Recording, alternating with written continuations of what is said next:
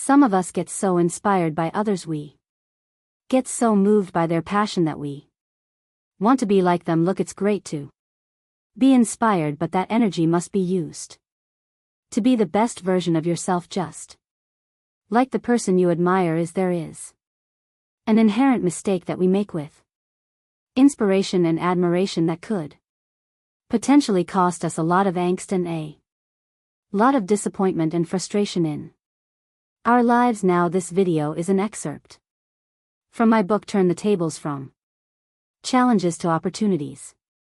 You know, inspiration and admiration are so powerful that they alter our career choices. Sometimes we want to be like the people we admire. We want to change our professions. We want to do what they do because we love them so much that we feel that this is our calling. Now, that, my friend, could be a very, very big mistake, costing you perhaps a larger knee of your life. Let me give you an example. You know, when I was in school, how did you become a musician? There was this guy who used to play the guitar like I tell you, it was mesmerizing. He was so good, and he was also very good looking, you know, so we all used to just gather. His name was Vishal. We all used to gather to listen to him play. You just had to say the word guitar and you had to say the name Vishal, and everybody would leave everything just to listen to him. You know, I was so inspired. I had so much admiration for him that I thought, this is what I want to do. I want to be a musician. So what I did was I changed my hobby class and opted in for guitar, and 1 week later I was fed up. Now, if you ever have played guitar, you know, pressing the strings, they hurt your fingertips. You know, your fingertips literally start cutting out, you know, with the continuous pressing of the strings. And I wanted to play the guitar like him, but they were not teaching me that. They were teaching me the basics.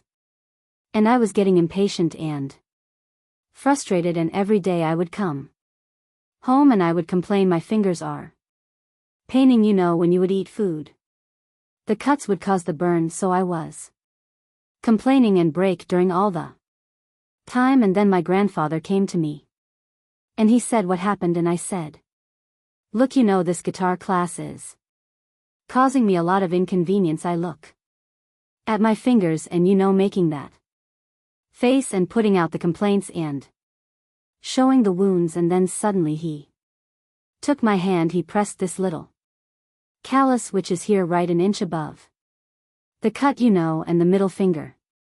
So he pressed this callus, and this callus is something that the body, the callus builders have. If the laborers have, who do a lot of handwork, who do a lot of manual work. So he presses gallas, and I said, ow, that hurts.